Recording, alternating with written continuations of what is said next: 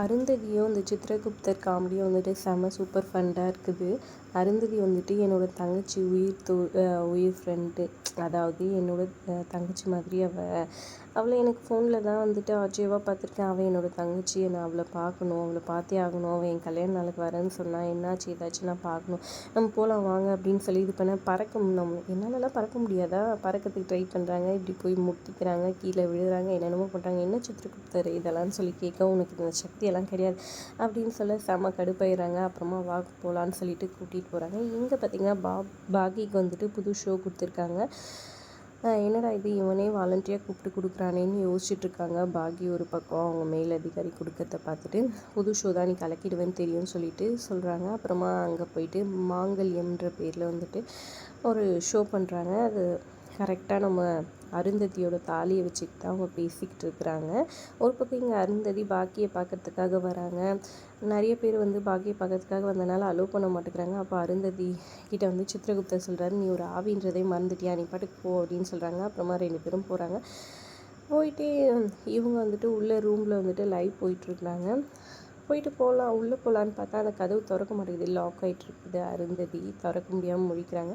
அவங்களா தந்தால் தான் ஆச்சுன்னு சொல்லிட்டு சித்திரகுப்தர் சொல்லிடுறாரு. ஒரு பக்கம் எப்பட்றா வெளியே மட்டும் ஆவின்னு சொல்லிட்டு உள்ளே வர தெரியுது, ஆனால் தூரம் தாண்டி போக முடியாதாடா அப்படின்ற மாதிரி இருந்துச்சு அதை பார்க்கும்போது. ஒரு பக்கம் இங்கே பாக்கி ஷோ பண்ணி முடிச்சுட்டு வெளியே வராங்க. இந்த மாங்கல்யத்தை விற்றுடணும், அதாவது அடகு வைக்கணுன்ற மாதிரி பிளான் பண்ணியிருந்தாங்க.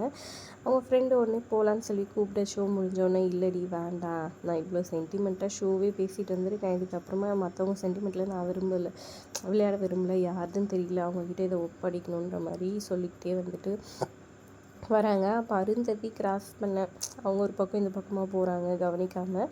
அப்போ வந்துட்டு அவங்களுக்கு டக்குன்னு அருந்ததி ஞாபகம் வந்துட்டு ஃபீல் பண்ணிக்கிட்டே போகிறாங்க பாகி.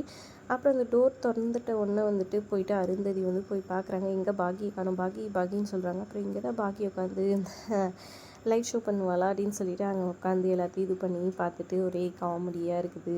சித்திரகுப்தர்தும் நம்ம அருந்ததியும் செம ஃபண்டாக.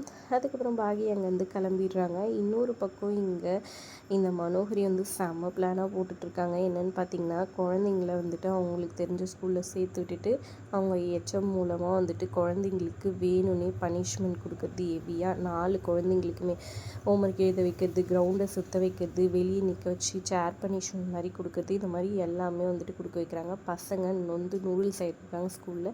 எதுக்குமா இதெல்லாம் பண்ணிகிட்ருக்கீங்கன்னு வேலைக்காரங்க கிட்ட கேட்க, அவங்க நொந்து நூடுல்ஸ் ஆகி ஸ்கூலுக்கே போக மாட்டேன்னு அடம் பிடிக்கணும். அதை கேட்டு செம்மையாக கோவப்படணும் அமரேந்தர். கோவப்பட்டு அப்புறம் அவங்கள ஹாஸ்டல்லே சேர்க்குறேன்னு சொல்லிட்டு ஹாஸ்டலில் சேர்க்கணும். அதுக்கான பிளான் தான் இது. நீ வந்து என்னம்மா சமைக்கிட்டோம், பசங்களுக்கு பிடிச்சது சமைச்சிட்டோமான்னு வேலைக்காரங்க கேட்க, அதெல்லாம் வேணாம், அதுங்களுக்கு எதெல்லாம் பிடிக்காதோ அதெல்லாம் தான் நீ சமைச்சு வைக்கணும், அப்போ தான் அதுங்க இன்னும் கடுப்பேற்றுங்க அமரேந்தரை. அப்புறம் அமரேந்தர் வந்து அவங்கள ஹாஸ்டலில் சேர்த்துட்டேன், நானும் அமரேந்தர் மட்டும்தான், அப்புறம் அவனுங்க ஃபுல் கவனம் என் பக்கம் திரும்பிடும் அப்படின்ற மாதிரி மனோகரி பிளானாக போடுறாங்க.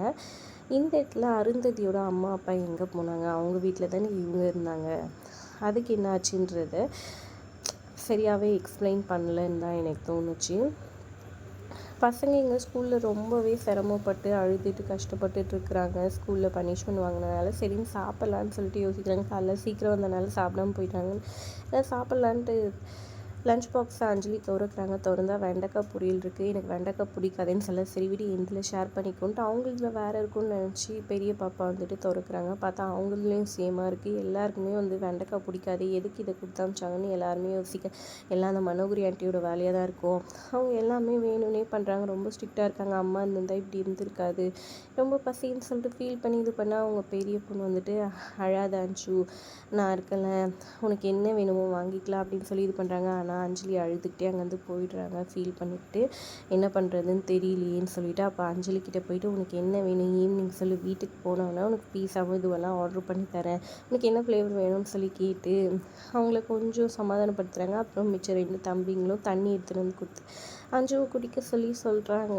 இந்த மனோகரி பண்ணுற அட்டகாசத்தில் பாவம் பசங்க ரொம்பவே கஷ்டப்படுதுங்க. என்ன மாதிரி அடுத்த ட்விஸ்ட் இருக்க போகுதுன்றதை பொறுத்திருந்து பார்க்கலாம். வீடியோ பிடிச்சிருந்தா லைக் பண்ணிக்கோங்க. தேங்க்ஸ் ஃபார் வாட்சிங்.